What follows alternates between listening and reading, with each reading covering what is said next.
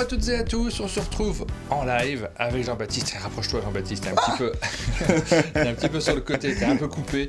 Pour cette matinale Ravensburger, on continue notre semaine spéciale, une semaine assez centrée sur les jeux experts cette semaine. On en a présenté pas mal déjà hier parce qu'on recevait un Trafin. On continuera vendredi avec Super Meeple. Et là aujourd'hui c'est toi Jean-Baptiste. Alors Ravensburger, vous avez l'image forcément de jeux peut-être plus légers très souvent parce qu'il y a une grande période consacrée à des jeux plus légers, mais il y a une fameuse gamme chez Ravensburger, à laquelle je suis particulièrement attaché, c'est la gamme Aléa, et tu viens ce matin avec un jeu Aléa que tu vas nous présenter. Oui, donc du coup c'est notre grosse sortie Aléa de l'année, ça s'appelle Les Druides d'Edora, et ça a de ça de particulier que c'est le dernier Stefenfeld. C'est le dernier, alors c'est le dernier en date. Il y en aura d'autres date, derrière. bien sûr, rassurez-vous, parce que les gens se sont offusqués chez eux. C'était la Stefenfeld est morte.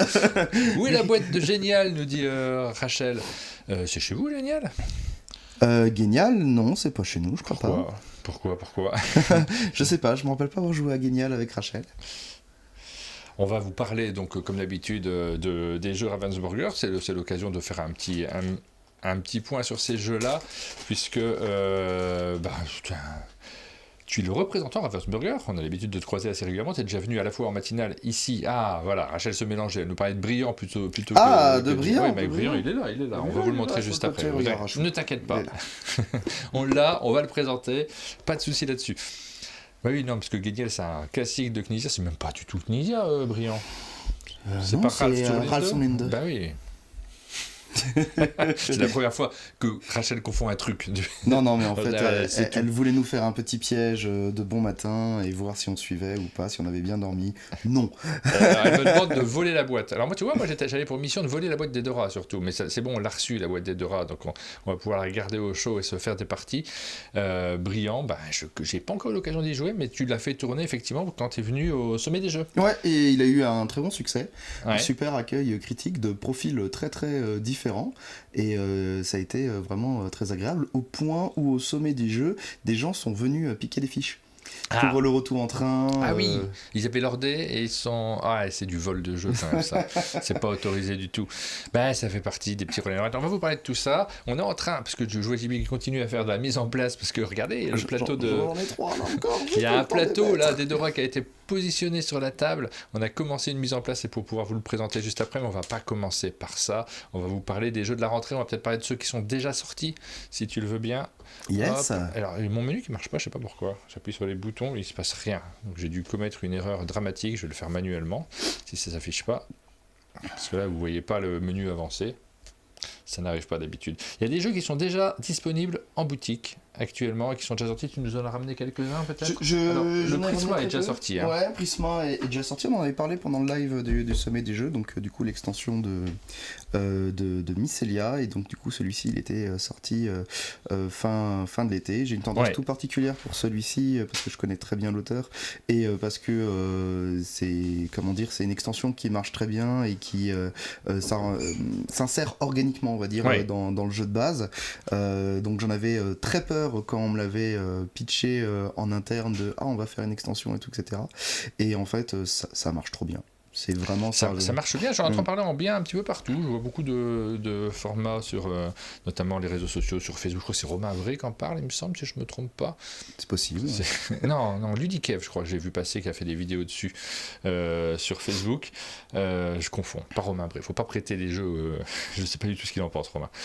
Mycelia Prisma, c'est une petite extension qui est disponible là depuis la rentrée. On a eu l'occasion d'en parler déjà, de vous le présenter en matinale. Ça y est, il est accessible et c'est vrai que c'est un classique du jeu à la fois. Il y a du deck building à l'intérieur, on construit son deck, mais on a ce fameux plateau très impressionnant avec qui tourne, avec les éléments qui tournent et les petites gouttes qu'on va faire avancer sur notre plateau individuel. Tout à fait, l'arbre de la vie, et en fait sur lequel on va rajouter encore un plateau autour pour faire une espèce de petite piste sur laquelle on va avancer pour pouvoir récupérer des cartes supplémentaires qui sont des bénédictions.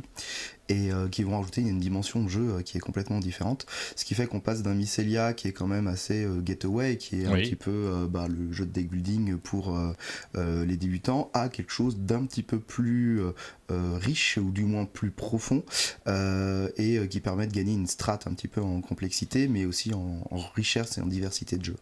J'ai testé l'extension, nous dit Debo, en journée presse Pixie, et j'ai bien aimé aussi. En journée presse Pixie, qu'est-ce que tu faisais là-bas, Debo, qui travaille pour Tiki, notamment, et Tiki, c'est BlackRock.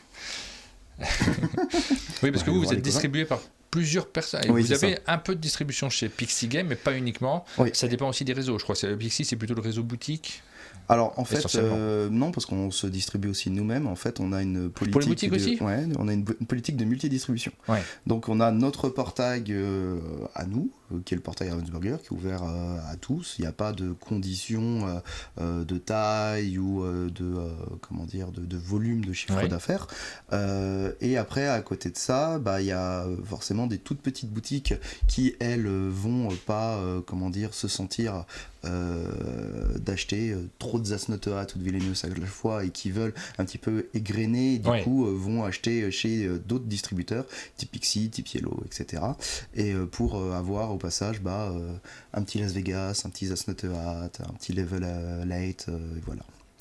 Donc il y a un petit peu c'est un peu l'américaine, ça, on avait déjà parlé. C'est un système qui est un petit peu inédit, on va dire, dans le système de jeu. Si, non, ça se fait, vous n'êtes pas les seuls en réalité, mais effectivement les distributeurs, Pixie et d'autres, peuvent vous commander des jeux pour remplir un petit peu, pour proposer des catalogues plus riches aussi, pour pouvoir, c'est une démarche aussi des distributeurs pour permettre aux boutiques d'acheter plus régulièrement chez eux, parce que pour compléter les commandes, ça c'est du fonctionnement un peu professionnel, c'est pratique de rajouter quelques Roll & Ride, quelques jeux qui sont des fers de lance de votre catalogue. Donc Mycelia, il est sorti en boutique. Qu'est-ce qui est déjà sorti d'autre ? Je regarde un petit peu. Il n'y a rien, parce qu'en fait on avait des choses dans les dernières sorties. On avait Cookie Party, dont on a déjà beaucoup parlé. On a fait la vidéo. Je l'avais pas forcément ramené. On a une énorme boîte qui est les Châteaux de Bourgogne de luxe. Oui. Que j'ai pas ramené non plus parce qu'elle est lourde et que j'avais déjà un gros carton. Je me demande si elle est pas juste à côté. Je crois que tu l'avais. Si elle nous entend, elle a la grosse boîte des Châteaux de Bourgogne de luxe. Je sais pas si elle nous entend, je sais pas si elle a mis le live parce qu'elle a d'autres choses à faire en même temps. Elle est juste à côté, ou genre je pars en exploration pour regarder si je la trouve. Est-ce que je fais ça ? Si tu veux, je jette un petit coup. Je te laisse tout seul au live, hein. C'est impressionnant. Regarde, on va voir ce qui se passe. Hein. Oh punaise, tu m'as fait peur. Attention, hein. Donc du coup les Châteaux de Bourgogne de luxe qui sont la version on va dire c'est édition spéciale, pardon, je confonds avec l'édition de luxe, qui est la version retailer de notre campagne GameFound. Waouh, elle est même scellée, la tienne, elle est magnifique. Ouh. C'est bon, ça fait les bras, ça fait du sport de bon matin. Grosse boîte des Châteaux de Bourgogne. Donc c'est une version qui a eu droit à un financement participatif, comme tu étais en train de le dire. C'est ça, qui en a eu même deux, qui a eu énormément de succès. On parle de, je crois c'est quasi 5 millions sur la première, quelque chose comme ceci. Et ça, du coup, c'est la version boutique qui contient la version, on va dire, de base du pledge, parce qu'après, il y a encore plein de choses que tu pouvais acheter à côté qui étaient extrêmement chères, qui te faisaient un pledge. Alors, ce qu'on pouvait avoir surtout, parce que j'ai regardé vite fait, la différence entre les deux, c'est les tuiles en acrylique, effectivement, qui sont impressionnantes dans la version finale, mais celle-ci est tout à fait, c'est tout à fait jouable, c'est tout à fait agréable. Simplement, vous avez des tuiles en carton, ce qui est le classique pour des jeux de société, et c'est déjà une très belle grosse boîte. Non, pas vraiment, parce que là, je réponds à la question de super stylé. En fait, oui, il y a des châteaux en 3D dedans, en impression 3D. Dans celle-là aussi ? Oui, dans celle-ci aussi. Non, il y a énormément de choses. Alors, il y a des pièces en métal. Il y a des pions aussi, pas premier joueur, des pions de score et des pions d'initiative en 3D. Il y a énormément de choses. La boîte, il n'y a pas un gramme de vide, je pense, dessus. Le volume d'air est très très léger à l'intérieur et elle est blindée. Il y a les grilles aussi. Les grilles, tu sais, qui avant étaient simplement une fiche plate en papier, qui sont maintenant du coup de double couche carton, dans lequel en plus il y a un insert plastique pour proposer tes tuiles hexagonales et qu'elles bougent plus. Maintenant, si tu éternues, en fait, il n'y a rien qui va exploser.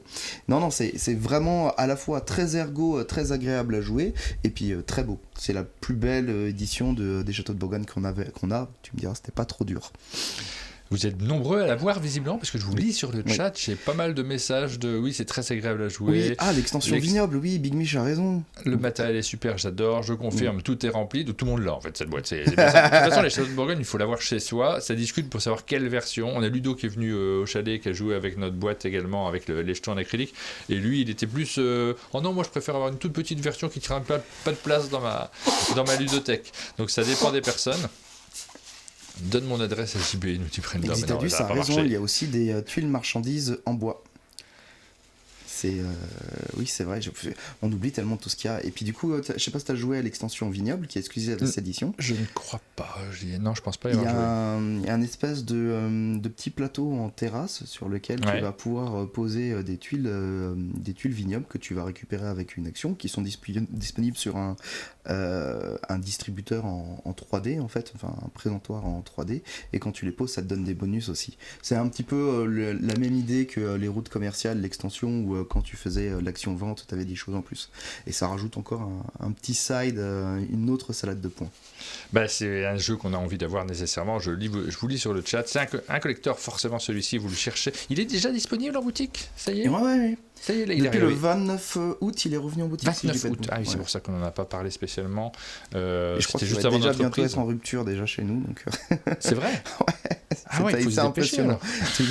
C'était assez impressionnant, tout le monde a sauté dessus d'une manière assez... Mais comment on fait dans ces cas-là? Parce qu'il faut le retirer, c'est possible de retirer une boîte comme ça? Ah bah, le retirer, pourquoi le retirer? Bah, le retirer, refaire un tirage. Ah, ça c'est de la négoce, hein, donc on verra, je n'en sais rien, je peux rien dire. Ok, je vais prendre mon iPad qui est juste là un petit peu à côté. Hop, check, boum. J'ai tout bien préparé jusqu'à un certain point. Hein. Et parce qu'on va vous faire voter en fait comme d'habitude, puisque maintenant c'est une tradition dans ces formats-là. On vous propose de participer, donc petit avertissement. Vous avez la possibilité de voter pour les jeux dont on parle, comme ça je vais savoir, moi je suis curieux d'avoir le ressenti des personnes qui nous suivent sur les jeux qu'on présente, est-ce qu'ils sont très attendus, est-ce que les gens vont craquer tout simplement. Vous allez pouvoir nous indiquer votre pourcentage d'attente des différents jeux qu'on met en avant. Alors j'ai pas préparé, contrairement aux autres matinales, avant l'émission, la liste de... parce que je la découvre un petit peu en même temps que nous. Oui, c'est un peu fait. ça, je te prends de court. Non, mais pour vous raconter, t'es arrivé cette nuit à 1h du matin. Ouais.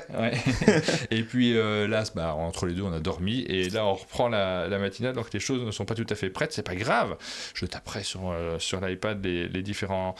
le nom des jeux, on ira les chercher, ils sont souvent sur Board Game Geek de toute façon, donc on va les trouver assez facilement. Et vous allez pouvoir nous indiquer, alors juste petite information préalable, c'est que si vous n'étiez pas connecté hier et avant-hier sur le site, vous aurez les jeux qu'on a présentés depuis le début de semaine. C'est comme ça que ça fonctionne. On réfléchit à voir si on ordonne et on classe plus facilement pour que vous ne vous y perdiez pas, mais le dernier jeu qu'on présente, je crois qu'il s'affiche en haut de toute façon, donc vous avez la possibilité de voter pour les derniers jeux. Vous vous débrouillez de toute façon, on vous fait confiance là-dessus, je ne vais pas trop m'attarder sur le système. Et là, justement, j'ai envie de savoir si vous attendiez avec impatience cette nouvelle extension cette nouvelle boîte des châteaux de Bourgogne. Moi, je les ai toujours toutes. J'ai toutes les versions, regarde, elles sont là à côté. Tu vois, sur les, tu as une collectionnette aiguë. Non, pas du tout, en fait. Je subis ça. je crois pas que tu l'aies déjà fait, mais ça serait intéressant une fois de faire une vidéo du chalet, parce qu'effectivement, le chalet est assez impressionnant. Nous, on l'a pas fait, mais Maxilène l'avait fait quand il était venu. Ouais, c'est quelque chose quand même. Il faudrait que je retrouve cette vidéo. Voilà, hop, je le tape, et puis on va vous présenter, maintenant on va s'attarder sur les sorties de fin d'année. On fait comment? On fait dans l'ordre par lequel on commence? Est-ce qu'on va direct sur Eudora ou tu préfères pas, je pense que c'est celui qui est le plus attendu, qu'on m'a le plus réclamé de ci, de là, donc ça peut être intéressant. Et ben c'est parti. Attends, je vais juste poser mes petits jetons là que j'ai pas eu le temps de poser, que j'ai oublié de poser, je m'en peux plus. Mon savoir, ceci... Et voilà, normalement je suis à peu près prêt, j'ai pas compté le nombre de dés de départ, c'est pas grave. Et pendant ce temps-là, moi je tape, hop, j'essaie de retrouver. Alors, on va noter, c'est la version, vous votez comme vous voulez, de toute façon, c'est la version spéciale qui date de 2023. Je démarre un vote sur ce jeu, et puis vous voyez le lien qui s'est affiché pour ceux qui regardent en live. Vous avez la possibilité de nous donner votre avis, votre attente sur ce jeu-là, et pour ceux qui regardent en différé, le lien est dans la description de la vidéo, vous pouvez le retrouver, vous pouvez participer. Je vous rappelle que tous ceux qui votent gagnent des points de patate que vous pourrez dépenser pour remporter. Cette semaine, on fait gagner des boîtes d'Heredity en partenariat avec et Darocat. Johan Level, bonjour Johan, nous dit qu'il y a aussi une chance de gagner une chance sur 100 de gagner un ticket de tombola, exactement. À chaque vote, vous avez une chance sur 100 de gagner un ticket supplémentaire pour justement participer au tirage au sort pour ces boîtes d'Heredity. J'ai tout dit. On regarde Edora. Alors j'ai mis une vidéo dessus, mais tu vois, elle prend pas tout. Je vais essayer de l'agrandir au maximum parce qu'il y a beaucoup de matériel, beaucoup de et choses. j'ai mis seulement un plateau joueur sur tous ceux qu'il y a. Mais regarde, je peux l'agrandir encore un petit peu. On va diminuer la taille, tu vois. Quand même, hein, on voit pas mal. C'est pas mal. Je essaierai de m'adapter parce qu'on a envie de zoomer aussi en fonction de ce qu'on est en train de montrer. Donc, Edora, on va montrer la boîte peut-être. Elle est juste ici. Hop, c'est... Ouf, elle est encore pleine celle-ci. C'est le jeu de Stefan Feld qui arrive en fin d'année, les druides. D'Edora, Stefan Feld. C'est le même auteur que celui dont on vient de parler, tout simplement, Les Châteaux de Bourgogne. On sait que c'est un grand indispensable de Stefan Feld. Il y en a d'autres. Et c'est encore un jeu avec des dés. Et c'est encore un jeu avec des dés. Alors moi je suis très curieux parce que j'y ai pas joué encore. Je sais pas s'il a tourné un petit peu au sommet des jeux. Il a tourné énormément au sommet des jeux. Je l'ai vu jouer. Dans une version prototypale qui a un petit peu souffert pour le coup, mais il a pas mal tourné et on le fait tourner depuis mai sur des salons pro. Il a tourné à Vichy Public ce week-end. Il était sur Pell et sur le Flip et on a eu que des tables pleines tout le temps. J'ai envie de dire sur Vichy, là, ça devait être le premier jeu de notre stand, celui qui a été le plus joué, le plus demandé. Bah oui, forcément, il y a une grosse attente. Alors, je te laisse nous en parler, parce que tu le feras beaucoup mieux que moi. Moi, je vais boire tes paroles. Je suis très curieux de savoir ce dont il retourne. Et si c'est un jeu pour moi, ça m'a l'air d'être un jeu pour moi. C'est plutôt calibré parce que tu aimes habituellement. Donc, du coup, dans Edora, on va être des druides. Regarde, on va avoir des magnifiques pions druides comme celui-ci. On en a des différents, en fait, en fonction des joueurs. Je les ai pas tous sortis, mais tiens, si tu veux, un joli jaune, si tu veux regarder de ton côté. Et en fait, l'idée du jeu, c'est qu'on va partir dans la forêt, dans les divers bosquets et clairières qui sont ici, pour pouvoir faire des actions à coups de dés. Une partie de l'originalité du jeu, c'est qu'on va lancer nos dés, et les dés ne vont jamais bouger pendant la partie. Que ce soit les dés avec lesquels tu vas commencer, ou les dés que tu pourras gagner courant de la partie. Ils vont pas bouger de toute la partie ? Ouais, tu vas pas les relancer. En fait, c'est toutes les valeurs pour ta partie. Donc rien ne t'empêche de pressing un petit peu tout en avance. Bien sûr, tout se passera certainement pas selon ton plan. En te disant, j'ai une valeur de 3 ici, une valeur de 6 là, qu'est-ce que j'en ferai ? Donc je disais, ce qu'on va faire, c'est qu'on va se déplacer, on va avoir des zones en fait qui vont être reliées par des petits chemins sur le plateau. Certaines zones sont dans le même bosquet, donc tu vois, il y a un prolongement avec les parties vertes, et d'autres vont être séparées par des parties noires. Quand tu passes d'une zone à une autre, ça va te coûter une ration de nourriture, que je n'ai pas mis de côté, mais il y en a là-bas. Hop, je vais en prendre quelques-unes de part vers moi. Normalement, tu en as quelques-unes. Tu en as un certain nombre que je n'ai pas en tête pour commencer la partie. Donc tu vois, c'est ces jetons-là. Et du coup, chaque zone que tu vas traverser, enfin, pour chaque déplacement, ça va te coûter une ration de nourriture. Et quand tu vas te déplacer, de traverser une zone noire comme ceci, ça va te coûter de la nourriture supplémentaire. Donc, par exemple, si je fais... imaginons que je pars d'ici. Il y a un chemin, là. Ouais, mais en fait, tu vois, tu as une zone noire, là. C'est plus le même bosquet. Ah oui, d'accord. Oui, parce qu'il y a des zones qui sont claires et des zones qui le sont moins. Oui, t'es un peu loin du plateau. Mais... Ça me fait penser un petit peu à la Route du Ver, la dernière version qu'ils ont fait qui s'appelait, je ne sais plus, qui a eu droit à une nouvelle version où il y avait des déplacements selon les zones et on retrouve chez des auteurs des marottes en fonction des périodes. Et là, on peut avoir un petit peu de ça aussi. La Rue du Ver, c'était Rodenberg. C'est pas du tout le même auteur, mais quand même. Ouais. Donc, par exemple, si je veux me déplacer ici, ça va me coûter 2 rations de base. Et comme il y a une zone noire ici, ça m'en coûte une troisième. Merci à ceux qui me suivent. Black Forest. Juste petite précision, ici j'ai fait une mise en place pour 4 joueurs, mais en fait les tuiles sont recto verso, et en fait les côtés sont recto verso aussi, et en fonction de combien de joueurs vous êtes, vous devez avoir le même nombre d'icônes sur chaque bosquet que le nombre de joueurs, parce que tu pourras être présent qu'une fois sur chaque bosquet. Donc là par exemple ce serait 3 joueurs, et si je retournais la tuile de l'autre côté, voilà, je serais à 2 joueurs. C'est comme ça qu'on fait le setup. Hop, hop, hop. Donc du coup, je disais, je me déplace, je paye les rations correspondantes, et je vais choisir un de mes dés que je vais placer sur une action. Par exemple, je vais prendre ce dé-là, je vais le placer sur cette action. Pour pouvoir placer ce dé-là, il faut que je puisse le payer. Ouais. Donc un dé à 1 vaut une ration, un dé à 3 vaut 3 rations, un dé à 6 vaut 6 rations. Plus les dés sont élevés en général, plus tu vas pouvoir faire 2 choses, avec certaines actions, d'autres sont fixes. Et plus ça coûte cher. Et plus ça coûte cher. Alors c'est possible au début de partie de commencer avec tous des petits dés parce qu'on n'a pas eu de chance au tirage, entre guillemets de chance, parce que j'imagine que tout est réfléchi là-dedans, dans ce jeu-là. Je fais confiance à Stéphane Feld. Ou alors d'avoir des très gros dés pour la partie. Oui, tout à fait. Alors, si tu n'as que des petits dés, en fait, la partie est de loin pas perdue. Parce que tu vas avoir certaines... Sinon, on lance les dés. J'ai gagné, c'est con, hein, on a joué 2 heures, mais en fait, j'ai déjà perdu. Non, c'est pas ça l'idée. En fait, les dés vont te servir à faire plein d'actions. Il y en a que quelques actions qui vont dépendre de la valeur de ton dé. Donc, il y a des actions qui vont être un petit peu fixes. Tu t'en fiches. Donc là, par exemple, si je choisis cette action-là, ça me permet d'avancer ma serpe de 2, que j'ai un dé de 1 ou que j'ai un dé de 6. Et en fait, ce qui va surtout changer, c'est pour les majorités. Parce qu'à la fin de la partie, imaginons qu'on est comme ceci. Donc c'est un jeu 4, donc il faut que je mette 4 dés. Hop, il y a juste la personne qui va avoir la majorité ici qui va rester. Les autres vont défausser leur dé. Et cette personne-là va récupérer son dé et éventuellement tout ce qu'il y a sur la case. Parce qu'en courant de partie, on va pouvoir rajouter des stèles, des menhirs, etc. dessus. Et en fait, ça vaudra des points en fonction de ta piste de savoir qui est ici. Donc là, c'est ce que tu vois. Je l'explique pas forcément dans l'ordre, c'est pas grave. Donc là, tu vois ici ma piste de savoir, toutes mes stèles, mes menhirs, mes dés. Je vais les multiplier par là où est mon petit marqueur de savoir ici. Et du coup, ça peut aller de 1 à 4 et ça va me faire 2 points. Donc forcément, si j'ai des gros dés, je vais peut-être aller sur de la majorité.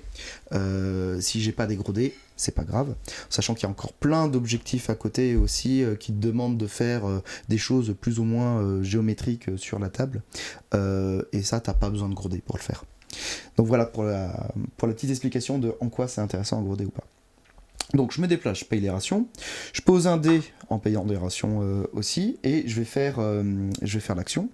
La première chose qu'on va faire déjà, c'est vérifier ce que je venais de dire, les majorités. Si c'est toi qui as le plus gros dé au moment où tu poses, oui, tu récupères 2 points. Si quelqu'un d'autre arrive après derrière, que c'est lui qui récupère le plus gros dé, il va avoir 2 points. Mais si il rajoute un dé et que c'est encore toi qui as le plus de points, c'est toi qui gagnes encore 2 points.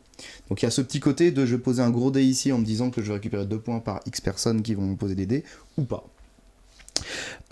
Et ensuite, ce qu'on va faire, c'est qu'on va faire les différentes actions.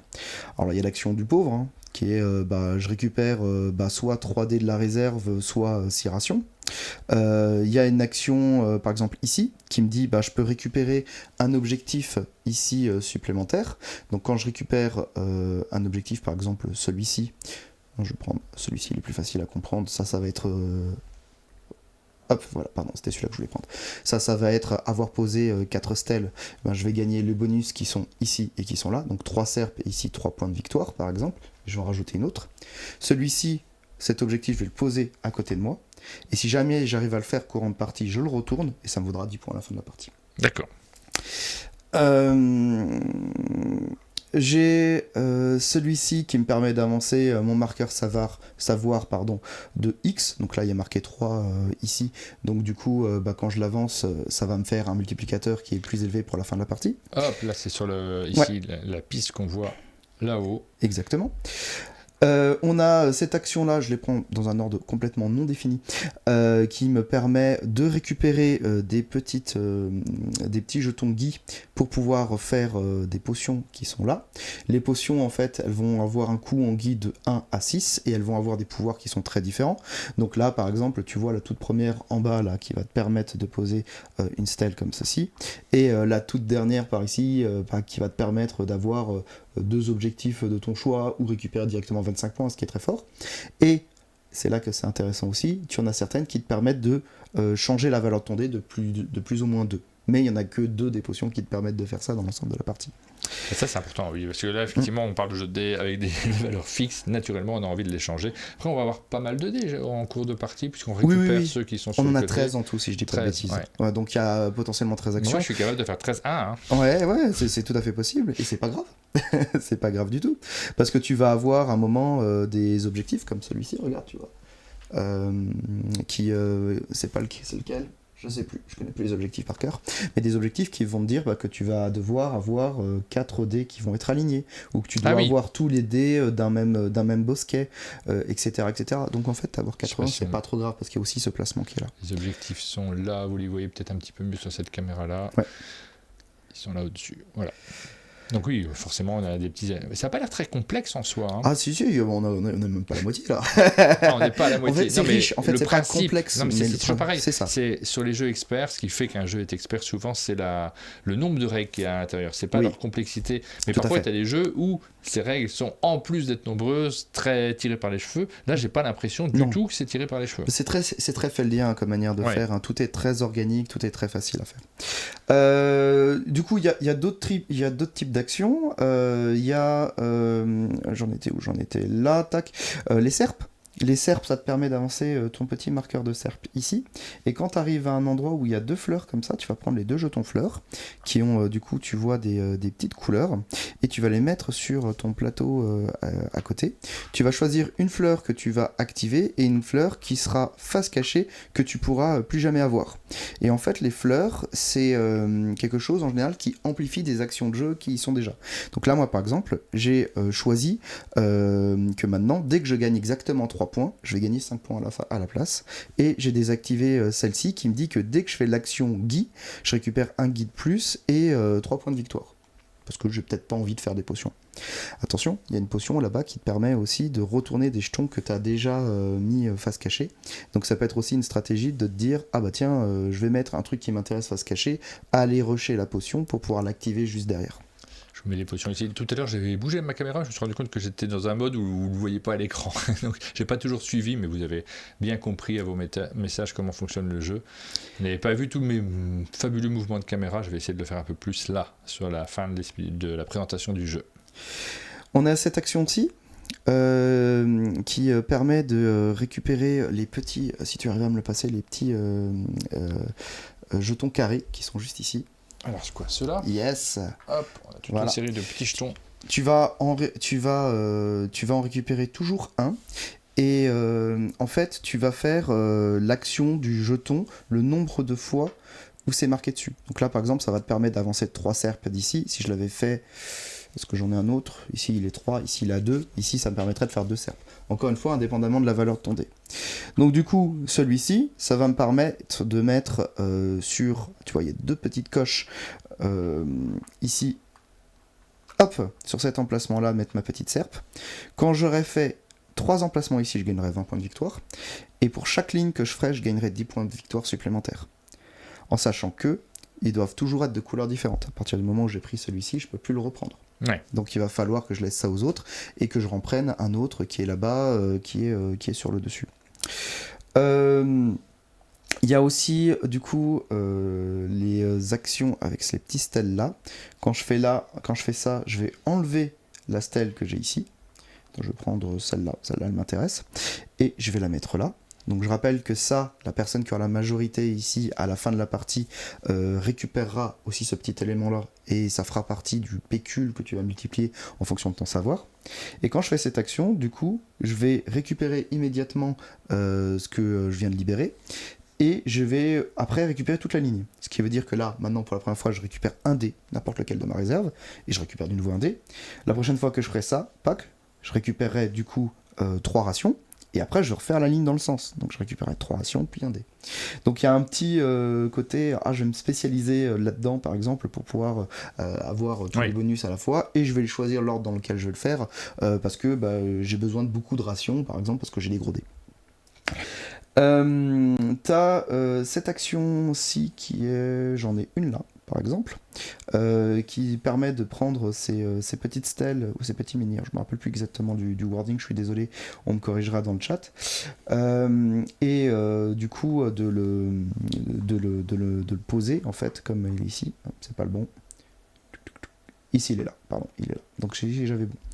Et quand tu l'enlèves, en fait, tu vas prendre la valeur de ton dé, et tu vas faire l'action du nombre de fois en fonction de la valeur. Donc par exemple ici, je vais prendre la valeur de mon dé et je vais récupérer autant de dés de la réserve. Donc là je vais en récupérer 3. Ici par exemple, je vais prendre la valeur de mon dé -1 et je vais récupérer autant de Guy qui est utile du coup pour faire les potions. Ici c'est la même chose pour le savoir, ici c'est la même chose pour avancer sur mes serpes, donc qui permettent de débloquer les fleurs. Ici c'est la valeur demandée x2 en points de victoire, ici c'est la valeur demandée x3 en ration. Donc c'est là vraiment où tu as moyen de maxer en fait les valeurs de DD. Et c'est pour ça que c'est pas hyper punitif d'avoir des petits dés aussi, parce qu'il y a plein de choses que tu peux faire à côté. Je crois que j'ai fait toutes les actions, je pense pas en avoir oublié, je regarde vite. Les gens vont presque pouvoir jouer après cette vidéo, à savoir que vous n'avez pas le jeu. Donc... il sort le 3. Il sort le 3, le comme 3 Buttonville. Octobre, donc ça vient assez rapidement.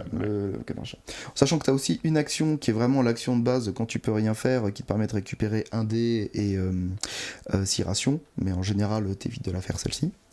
Et une fois que tu as fait tout ça, tu vas vérifier plusieurs choses. Tu vas déjà vérifier si tu as activé des feux de camp. Donc là par exemple, j'ai posé un dé ici. Si jamais j'arrive à entourer un feu de camp suite à mes différents passages avec plein de dés que j'ai semés.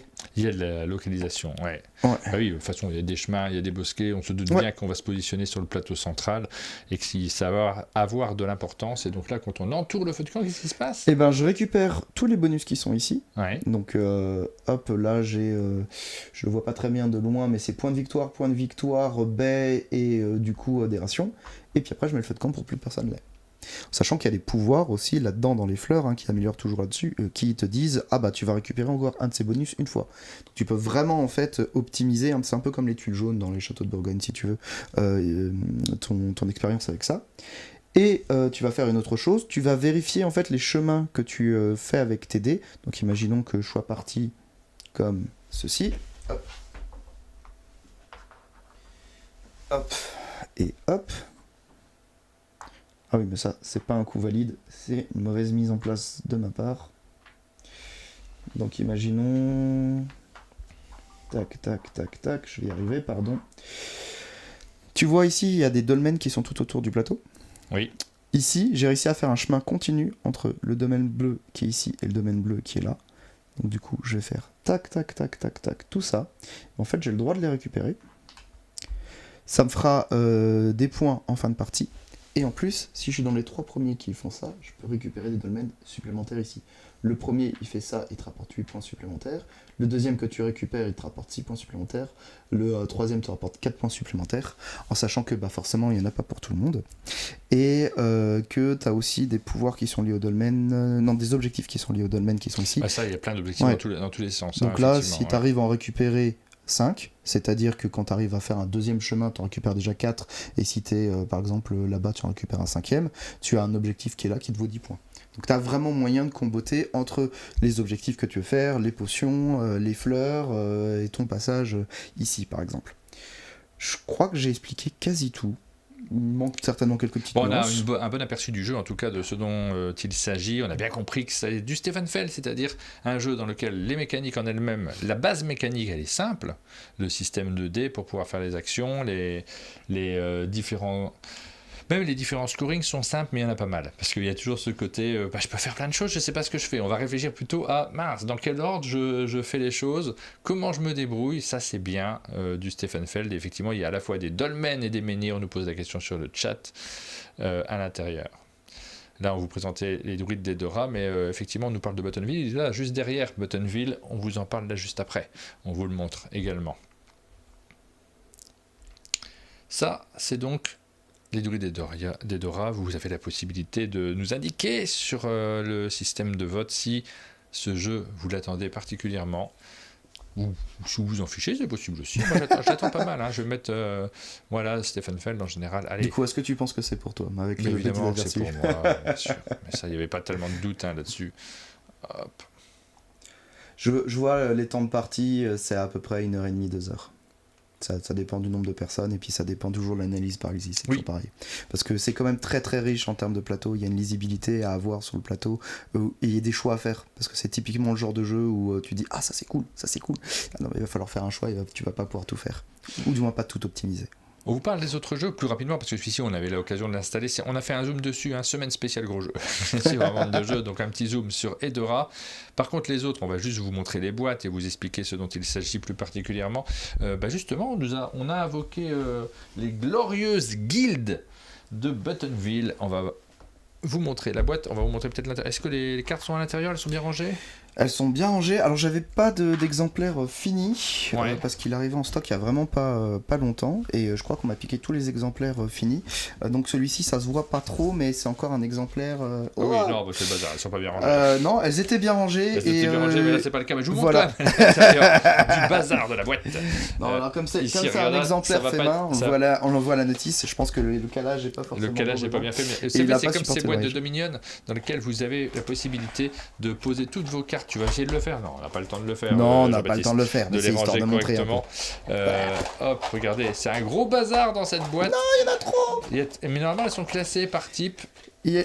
Vous pouvez les ranger, regardez dans ces petits. Je l'avais fait avant de partir, ça me dégoûte. C'est super bien fait. Mais oui, mais il faut pas les tenir debout. Qu'est-ce que c'est que cette façon de faire? J'avais un gros carton, je l'ai posé comme ça, j'ai pas réfléchi. Tous ces petits decks, ça fait super envie. On vous l'a déjà montré ce jeu et c'est vrai que on a tout de suite envie de jouer avec.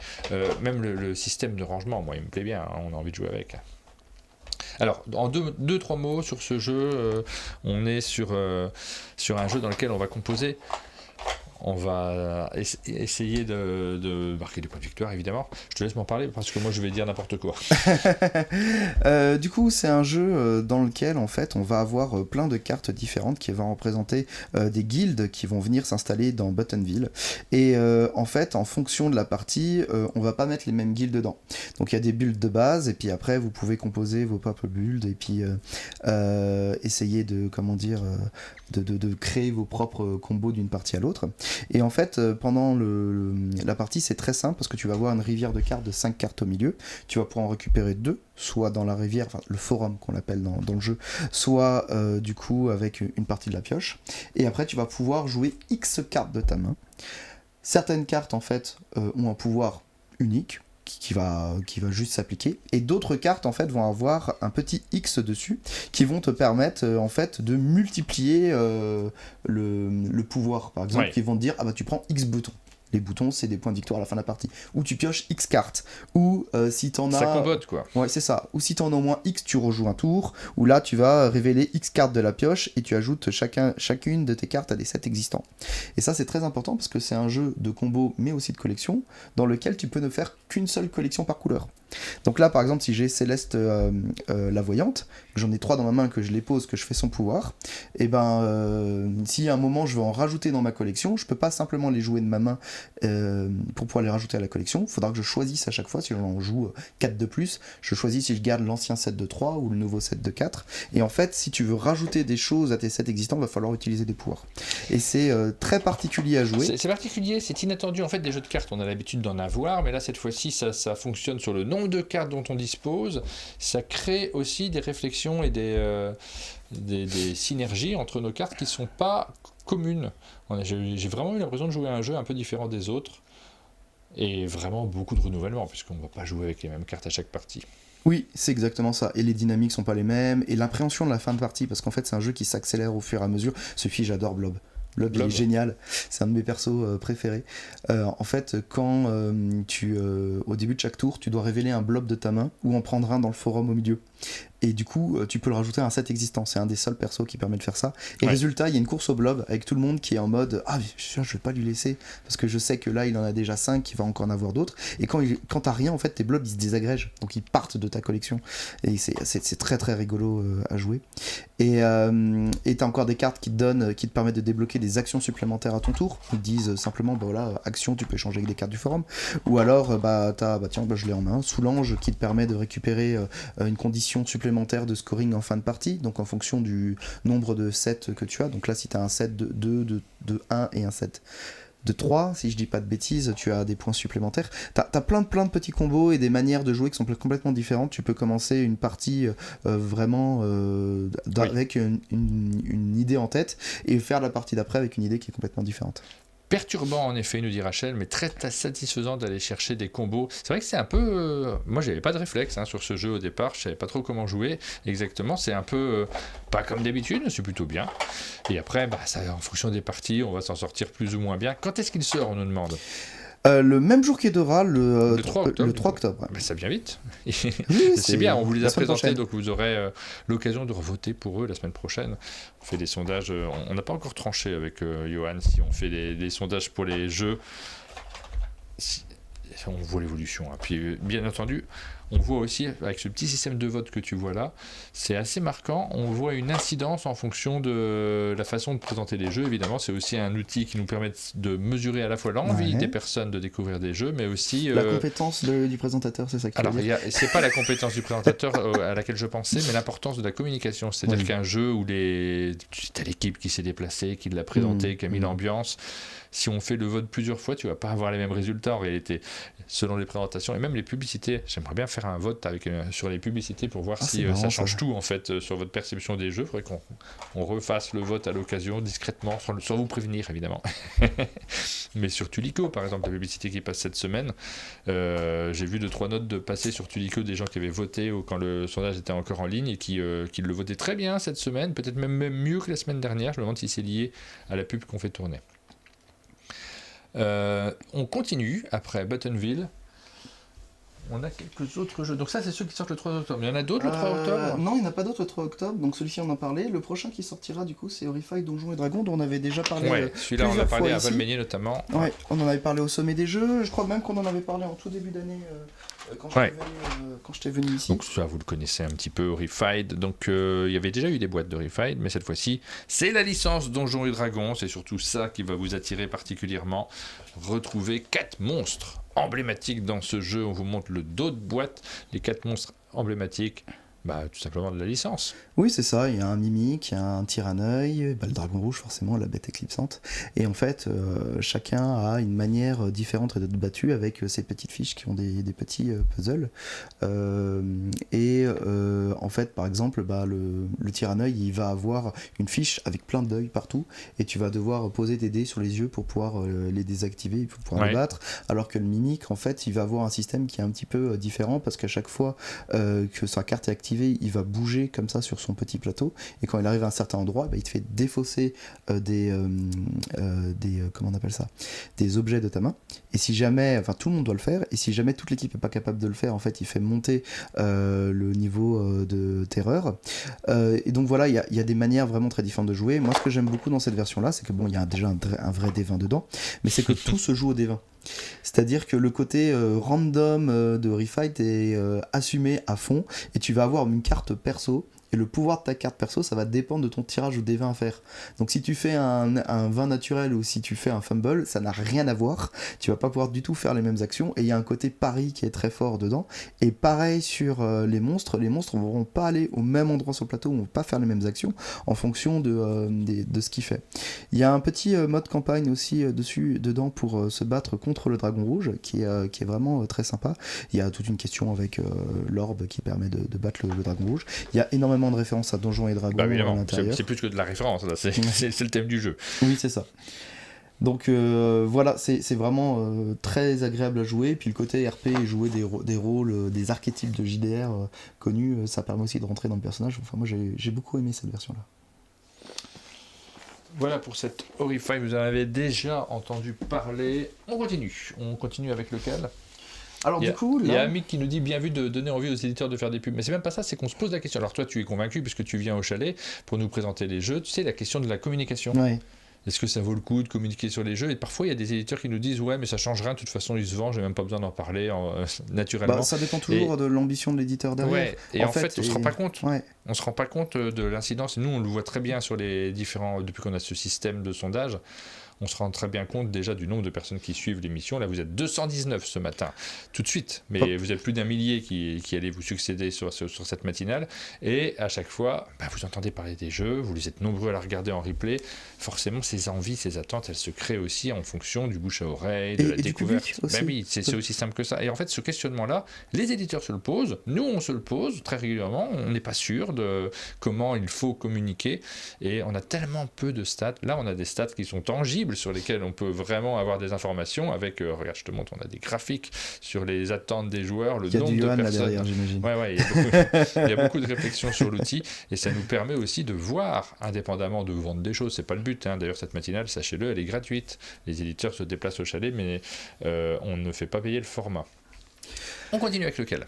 Alors du coup, là on a fini tout ce qui est sorti de 2025 et j'ai ramené quelques petites touches ou quelques petits aperçus de ce qui va se passer en 2026. Là, c'est du 2026. Alors là, c'est du 2026 et j'en ai encore là à côté. Moi, je te propose qu'on garde ça pour la fin si tu veux, que je regarde ce que j'ai mis de côté. Ok, très bien, je veux bien. Je vois du Koi derrière moi, du Propolis. Alors du coup, on a déjà parlé de Brillant, donc on va pas en reparler, mais celui-ci... Petit jeu de Roll and Write, très efficace. Ravensburger 2, il y en a quelques-uns des Roll and Write chez Ravensburger qu'on connaît déjà très bien, lesquels notamment, c'est vous qui avez encore, c'est ça? Non, ça c'est Schmitt. Non, c'est Schmitt. Pas confondre Schmitt et Ravensburger. Martin, essaye d'être attentif. Dans lesquels chez vous? Le Roll and Write qu'on a chez nous, on va avoir Cookie Party, on a Explorers, on a Coloriam qui est un petit peu moins connu, on avait Dungeon Dice and Danger, on a quelques-uns quand même. Ça râle. Brillant, c'est 2026. Attends, on monte un petit peu la boîte quand même parce que on l'a montré très vite, mais on a envie de la voir de plus près, cette petite boîte de Brillant. Donc 2026, il va falloir attendre et vous avez déjà une partie du bouche à oreille parce qu'il a été joué pas mal lors du sommet des jeux notamment. Je viens de voir que Ravensburger localisait le Puerto Rico d'Avoken Rims. Eh ben non, pas à ma connaissance, on n'aura pas de version retailer, version boutique sur ce jeu-là, pas prévu en tout cas chez nous. Donc peut-être que c'est Awoken Rims qui l'a proposé directement des boutiques, mais ça sera pas chez nous. Désolé, et j'en suis le premier désolé. Oui, parce que c'est aussi un classique d'Aléa, Puerto Rico. Oui, 2001, si je dis pas de bêtises, Puerto Rico, c'est quand même le jeu qui a construit Aléa au tout début. Ça passe par un autre éditeur, puisque c'est Awoken Realm. Realms, non, il n'y a pas un S à la fin? Si, je dirais un S aussi. Rachou dit que du coup Brillant est aussi addictif qu'un Quix ou un Sixto. C'est assez vrai. J'y ai pas joué. Mais tu as pas joué? Mais non. Mais il faut qu'on y joue. Mais en fait, j'ai pas joué beaucoup. Moi, mais je suis sûr que je t'ai fait jouer un prototype quand il était encore imprimé main l'année dernière. Si, c'est possible qu'effectivement. J'ai pas joué là sur Valmenier. J'ai pas rejoué, mais peut-être que j'y ai joué par le passé. Tu sais, c'est le jeu où tu as 2 dés et du coup, tu dois poser des valeurs qui sont proches d'autres valeurs. Donc là, par exemple, tu as un 2 et un 5 sur la couve. Tu as raison. Voilà. Et du coup, tu dois terminer des zones de couleurs. Chaque zone de couleur a une contrainte différente pour être terminée. Et puis, si tu es le premier, tu as plus de points que les autres. Et du coup, tu as ce côté, je veux absolument cette valeur-là qui sort pas, ou alors je veux absolument finir cette zone-là, et puis paf, il y a quelqu'un d'autre qui te passe juste devant, et c'est extrêmement frustrant. Donc tu as envie de rejouer encore et encore. Le jeu suivant. Donc du coup, Brillant, c'est janvier prochain, si je dis pas de bêtises. J'ai amené Snackaroo. Snackaroo, c'est tout mignon. Alors, on va le mettre là, Snackaroo. Donc ça, c'est une toute petite boîte à partir de 6 ans. Oui. Rudy Bieber. C'est un chanteur, ça. Baby Snackaroo. Je crois qu'il va pleuvoir. C'est un petit jeu de mémoire et de rapidité qui est tout mignon parce qu'en fait, tu vois, tous les personnages en fait sont des animaux en pâte à modeler. En fait, c'est un vrai artiste qui s'appelle. Il y a des vrais artistes. Ouais, je me rappelle plus de son prénom, mais son nom de famille c'est Mayer, ça m'avait marqué. Et en fait, qui a créé ces personnages et qui les a pris en photo derrière. Et en fait, le principe du jeu, c'est que là, moi j'ai le paquet directeur, tu vois que ces animaux, il leur manque quelque chose. Par exemple, ici, mon petit kangourou, il lui manque ses nachos. Là, toi, par exemple, tu as récupéré le flamant rose. Et moi, dans le paquet de base, moi j'adore la licorne sans corne, et du coup, elle va rajouter un corne de glace dessus. Il y a une thématique, pas fast-food, mais snack.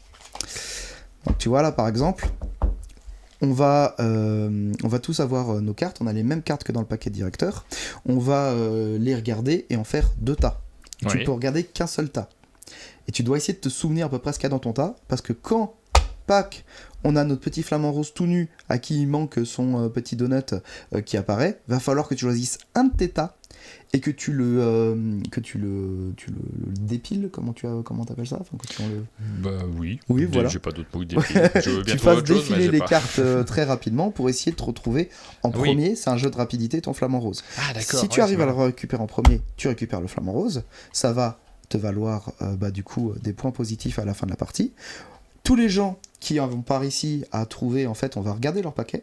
Si jamais ils avaient le bon paquet, rien ne se passe. Si jamais c'était pas le bon paquet, paf, t'as un point négatif avec un bout de ketchup là comme ça qui va venir dessus. Et en plus, la personne qui a réussi à trouver le bon animal aura dedans, je l'ai pas forcément ici, des cartes qui vont être des cartes malus, des petites croix.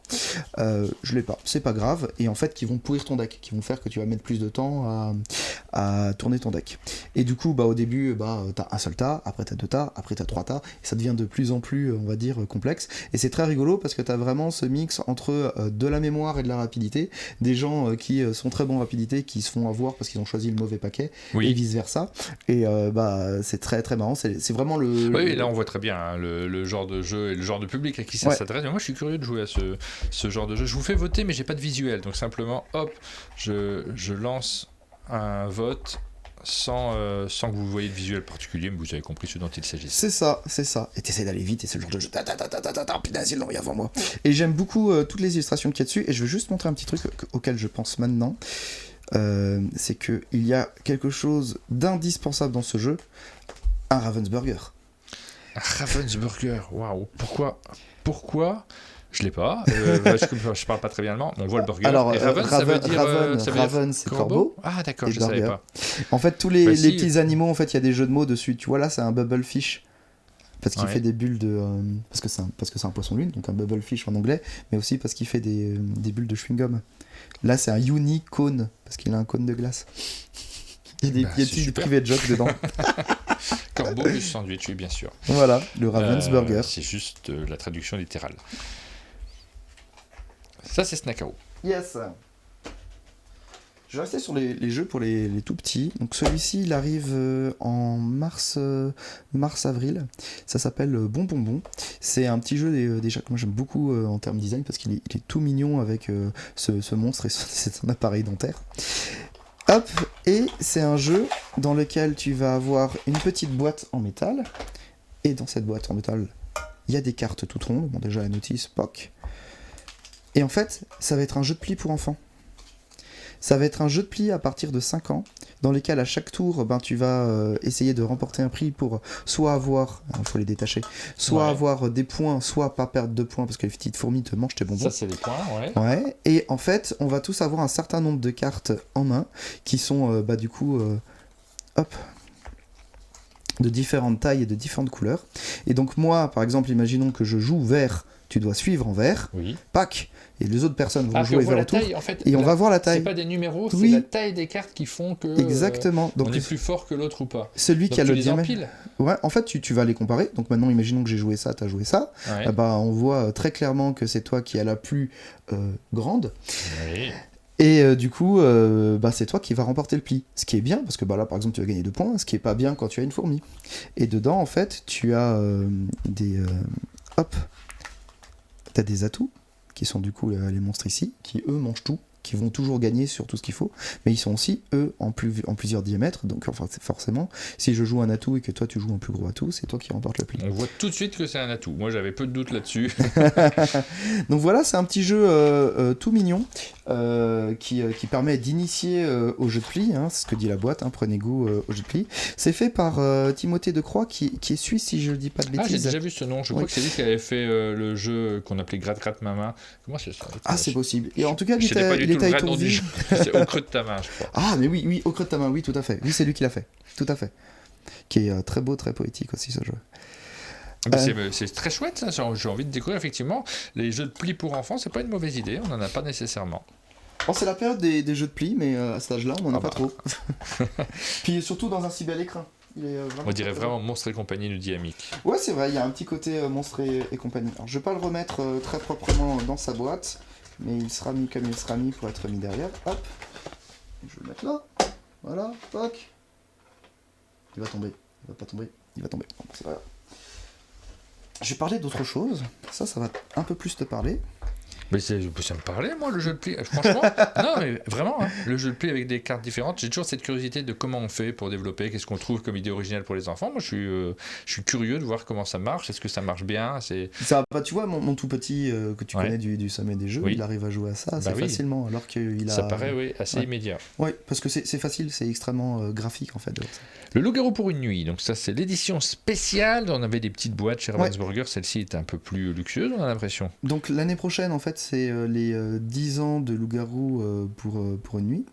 Donc Loup-garou Pony, pour ceux qui connaissent pas, en fait, c'est une version du jeu de mafia qui est très connu, qui se joue en simplement une seule nuit. En simplement une seule nuit, on va regarder si c'est que le terme mafia, jeu de mafia, ça ne parle plus à personne. En fait, c'est Loup-garou maintenant, clairement. Mais c'est à l'origine, c'était un jeu de mafia, le Loup-garou. Tout à fait.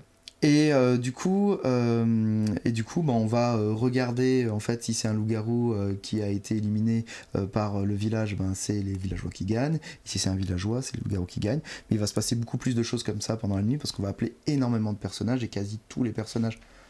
Oui, tout sauf un, en fait, ont des pouvoirs et qui vont permettre d'avoir des infos ou changer. Oui, ça joue en un tour, contrairement au loup-garou classique.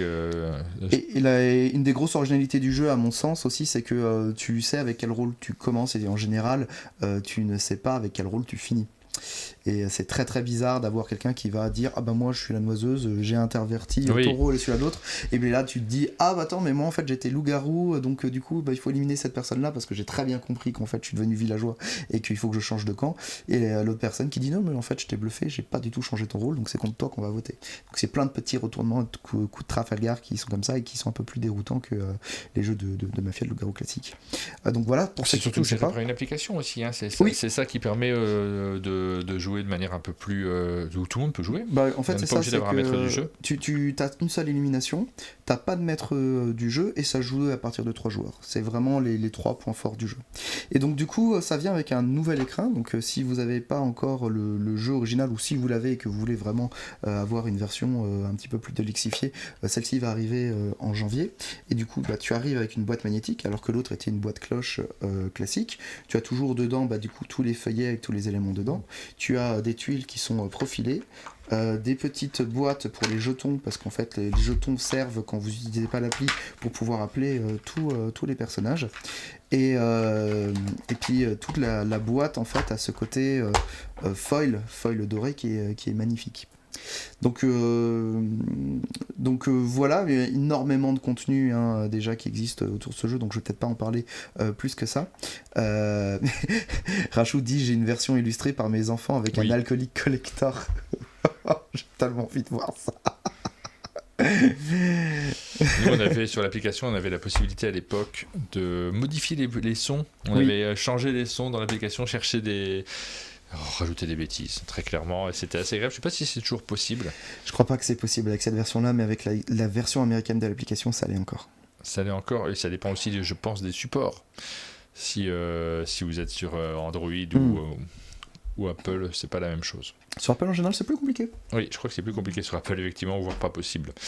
J'ai regardé, je suis pas sûr de pouvoir vous lancer un vote là-dessus, parce que je le vois pas dans la liste des jeux. Il y a plein de loup-garou, mais celui-ci je le repère pas. Bon, après vous le connaissez bien.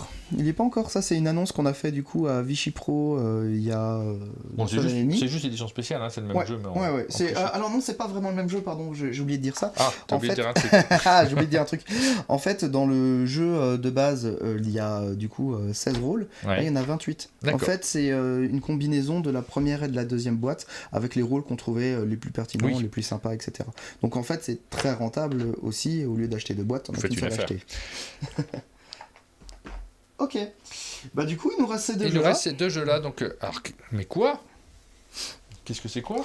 On me dit sinon toujours rien concernant Eldorado. Non, malheureusement, toujours rien. J'ai rien à annoncer de ce côté-là, et je suis désolé. On fera la fête quand Eldorado reviendra. On a hâte de pouvoir vous le présenter à nouveau, mais c'est pas encore à l'ordre du jour. On nous a posé aussi des questions sur l'Orcana, mais c'est pas l'objet de cette matinale-ci. Il y a plein de choses à raconter. Alors s'il y a des questions sur l'Orcana, je peux passer le mot à l'équipe l'Orcana, mais je serais bien incapable de vous répondre. Je vais complètement décrocher, je avoue.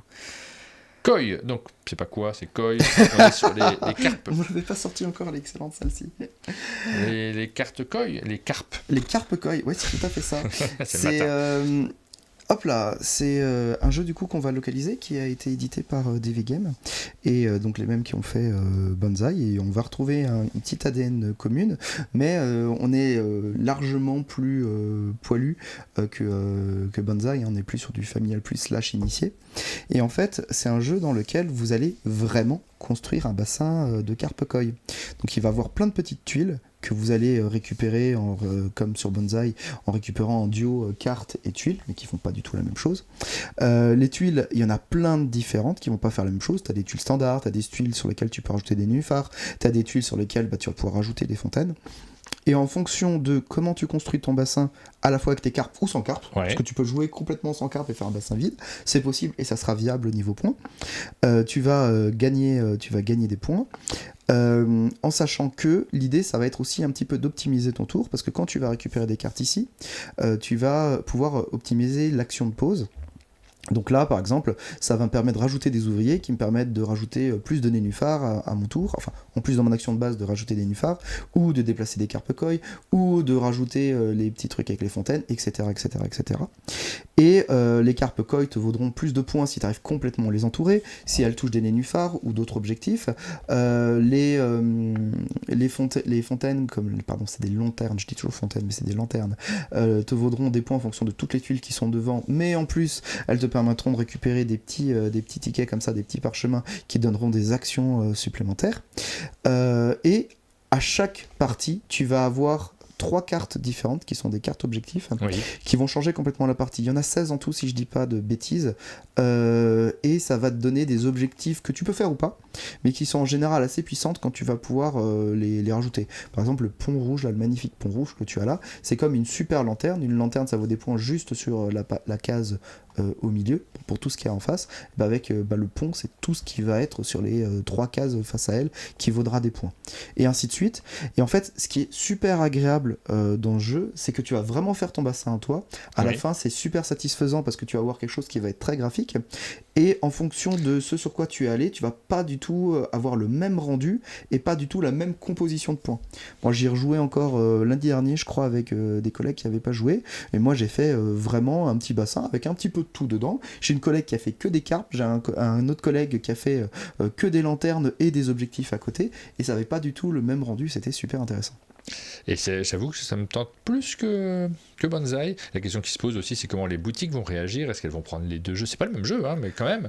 Est-ce qu'elles vont avoir les deux en stock? Est-ce qu'elles vont en privilégier un? Vous découvrirez ça en 2026, puisqu'il sort en 2026, celui-ci.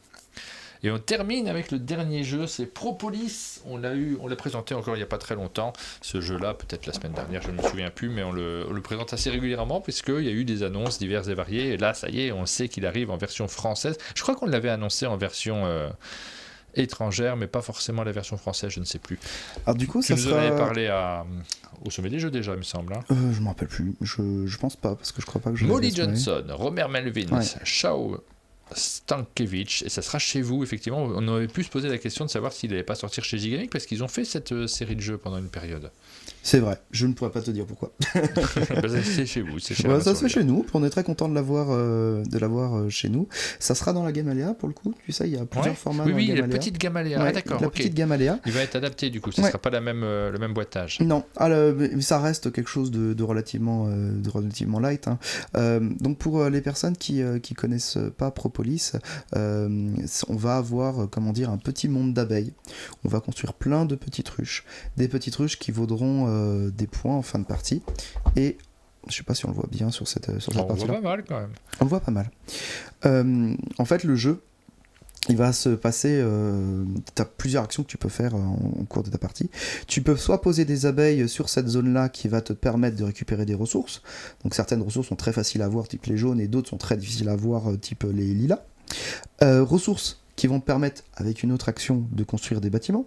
Donc des bâtiments qui vont avoir un coût, qui est noté en bas, qui vont te donner un avantage immédiat ou définitif. Donc par exemple celui-ci il va te donner un jaune tout le temps, donc quand tu auras un autre bâtiment jaune ça te coûtera un jaune de moins. Les bâtiments vont aussi avoir des lettres, et en fonction des lettres tu vas avoir des bâtiments qui vont te débloquer des points de victoire. Donc celui-ci par exemple c'est 3 points de victoire sec, on le voit vraiment pas bien, je suis désolé.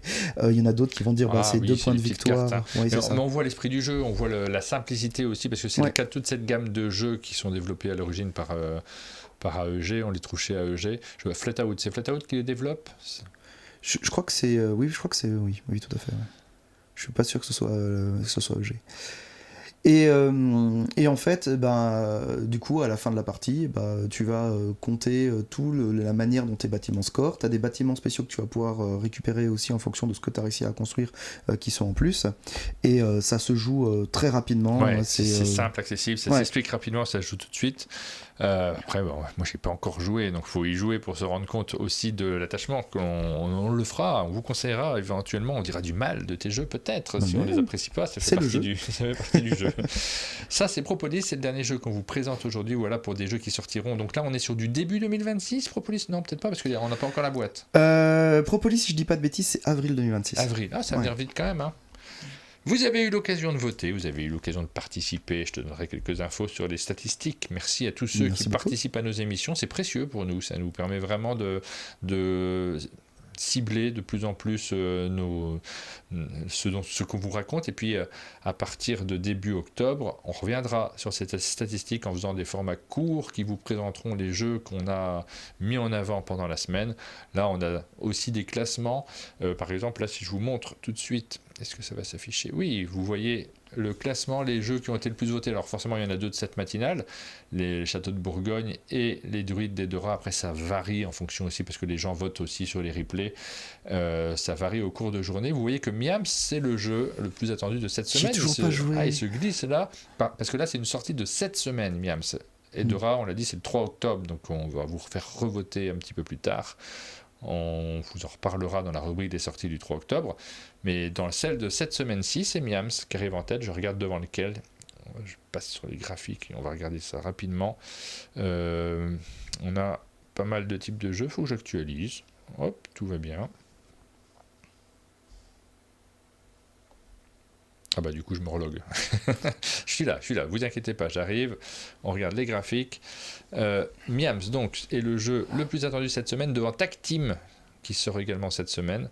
Et puis donc c'est les 2 qui arrivent en tête.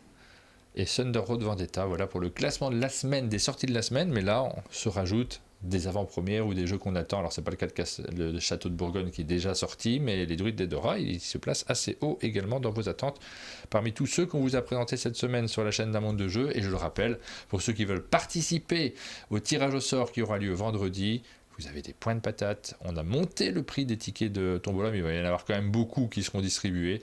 Vous pouvez acheter, allez je le fais, j'achète un ticket de Tombola. Ok, hop, ça me coûte 20 patates et je vais gratter ce ticket, je vais regarder qui est-ce qui va m'accompagner pour le tirage au sort. Attention, on gratte. Ah, c'est Jérôme, j'ai l'impression que c'est Jérôme qui va m'aider, peut-être qu'il va me porter chance. C'est le 351e de cette semaine. Donc ce ticket me donnera une chance sur 351 de gagner des boîtes d'Heredity, puisque c'est ce qu'on vous fait gagner cette semaine, c'est rigolo comme tout. J'en ai quelques-uns, moi j'en ai 2 qui sont actifs pour cette semaine, les autres ont déjà été utilisés pour la semaine dernière, mais je garde Je vois tous ceux que j'ai déjà obtenus. Alors sachez qu'il y a un ticket rare, très difficile à avoir, qui a été obtenu une fois. Il y a quelqu'un qui l'a obtenu, le ticket très rare, sur 1500 tickets quasiment qu'on a distribués. Normalement c'est une chance sur 200, il n'y en a eu qu'un distribué sur 1500. C'est fou, hein. Ah, il y en a un deuxième, nous dit Johan Levé, qui surveille le nombre de fois que chaque ticket ont été attribués. Donc voilà, essayez de le choper. On arrive sur la fin de cette matinale. Notre traditionnelle rubrique de fin, on pose la question à notre invité de savoir est-ce qu'il y a un conseil que tu fais en dehors du jeu de société? Est-ce que tu as série, télé, repas, n'importe quoi? On aime bien terminer sur des conseils. C'est la minute culturelle. Série, télé, non, pas trop en ce moment. Là je viens de finir toutes les saisons des Beaux Jours avec plein de festivals qui appartent chez nous en Alsace, notamment le Fiffertoy, pour ceux qui ne connaissent pas, qui est un festival magnifique à Ribeauvillé. Avec, je sais pas, tu le connais ou pas du tout? Non. Mais je connais Ribeauvillé, c'est déjà pas mal. Pour ça, je fais Ribeauvillé. En fait, c'est un festival qui a, je crois, 600 ou 800 ans, si je dis pas de bêtises, et c'est le festival des ménétriers. Donc moi, quand j'ai pas pu faire toutes les éditions, je vais pas. et en fait, du coup, c'est les ménétriers, donc les ménestrels, et c'est plein d'associations de la ville qui ont d'énormes chars et qui vont se balader dans la ville avec toujours une thématique. Cette année, c'était sur Merlin, mais Merlin en mode Dark Size, qui est passé du côté obscur à cause de Morgane. Ouais. Et du coup, bah, c'est super drôle parce que il y a des chars qui sont magnifiques, mais il y a des chars en fait qui sont très grotesques. Ça a déjà eu lieu ça ou c'est pas... Ouais, ça a eu lieu il y a 2 semaines. C'est toujours début septembre. Donc là, tu nous le conseilles pour l'année prochaine. Pour l'année prochaine, réservez vos dates. Exactement, c'est ça. Et c'est un super moment. C'est une bonne occasion aussi de passer un week-end en Alsace. Ouais. Mais j'ai envie de voir une image, moi. Donc, tu me dis que ça s'appelle comment ? Le Tape Festival des Ménétriers Ribeauvillé, parce que si je te le dis en alsacien, le temps que je te l'épelle, tu n'y arriveras pas.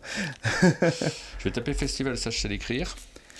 Après, pour ceux qui aiment ce type de choses... Il y a un S comme ménestrel ? Ouais, c'est ça. La fête des Ménétriers, voilà, Pfiffertag, tu l'as. Et si tu regardes des images ou des vidéos directement, tu verras à quoi ça ressemble. Alors lui, l'image en elle-même, l'affiche, elle n'est pas vraiment très révélatrice. Ce qui est plutôt révélateur, c'est les photos prises sur place. Oui, là c'était juste l'agenda. Ok, ouais, bah, écoute, là c'était juste l'agenda. C'est notre conseil de ce matin. Voilà, regarde là, tu as une petite vue de ce à quoi ça ressemble. Donc je me fais conseil faut aller sur YouTube touristique. Parce que là... Et après, nous on a la saison des carnavals en février, s'il y en a qui veulent pas attendre. Moi j'ai toujours des pubs pour Rapid Flyer, j'ai que ça. À chaque fois qu'on lance une pub, vous savez que c'est ça, chacun c'est son type de pub. Oui, j'adore faire des flyers, moi, c'est mon plaisir. Ok, un festival de plus à faire sur le mois d'octobre, mais ça me plairait beaucoup, moi. Ah, il est très sympa, bah écoute, avec plaisir si vous voulez venir. Après, c'est pas la bonne période, hein. Très clairement, c'est rare qu'on rajoute un Non, festival. c'est début septembre, c'est début septembre. Ouais, il y a Vichy déjà. Ouais, il y a Vichy, c'est vrai. Nous, Vichy, on aime beaucoup y aller et ça nous est très utile, mais sinon, ça je fais des Lego en ce moment, un peu ça le je mois. peux te le conseiller, c'est plus Toi, facile. tu fais des Lego, tu fais quoi en Lego en ce moment ? En ce moment, je viens d'acheter le set de Rivendell, donc de Faucombe, avec beaucoup de retard, parce que ça faisait un moment que je le voulais. Et je viens de finir la Batcave, donc celle qui est basée sur Batman le défi. Mélange pas, parce qu'il risque d'y avoir des surprises à Rivendell si Batman ou Robin arrive et pose problème à Frodon. Ça va mal se passer. C'est les gamins font ça, mélangent un petit peu. Comment tu fais pour gérer tes Lego ? Toi, tu les stocks à un endroit Je les ai dans mon bureau et comment dire, je les expose comme ça, mais de temps en temps, ça arrive que les gamins veulent jouer avec. Ouais. Donc Batman à Riverdale, ça arrive. Ah, c'était plutôt Batman chez Ninjago, parce que mon garçon a beaucoup de Ninjago. Et question pour la poussière, c'est horrible les Lego pour la poussière. Alors moi, je les mets dans une vitrine, mais effectivement, j'en ai quelques-uns en dehors. Ouais. Parce que ça, oui. Mais bon, si tu vois ma ludothèque, c'est le paradis de la poussière. Hein. Il y a des peluches, des figurines partout, etc. Et oui, effectivement. Après, j'ai un compresseur à la maison qui est juste à côté de moi. Un compresseur, c'est-à-dire c'est comme César là tu mets des Lego dedans et ça les écrase et ça te fait une structure. Non, c'est la soufflette. C'est une petite soufflette. Okay. Ça serait drôle. Non, ça me ferait pas rire, mais ça serait drôle. Oui, mais moi aussi en fait c'est bête, mais comme Rachel qui nous dit moi je peux pas à cause de la poussière, j'ai le même truc. Moi j'avais beaucoup de Lego quand j'étais enfant et c'est bon. Il faut des vitrines, je pense, très clairement. Merci beaucoup, Jean-Baptiste, pour la présentation de ces jeux. On les connaît mieux, on a eu l'occasion de les découvrir, d'en parler ensemble. Je crois que c'est l'heure du petit déjeuner. Hein. Ouais. On m'informe que c'est l'heure... Oui, c'est l'heure du petit déjeuner pour nous. Peut-être que vous avez déjeuné en nous regardant, mais nous, pas encore. Donc, on vous souhaite à tous une bonne journée. Demain, on se retrouve avec Pénélope. Vendredi, on continue notre semaine spéciale gros jeu avec Super Meeple. Et évidemment, passez tous une très bonne journée et à très bientôt. Merci, bye.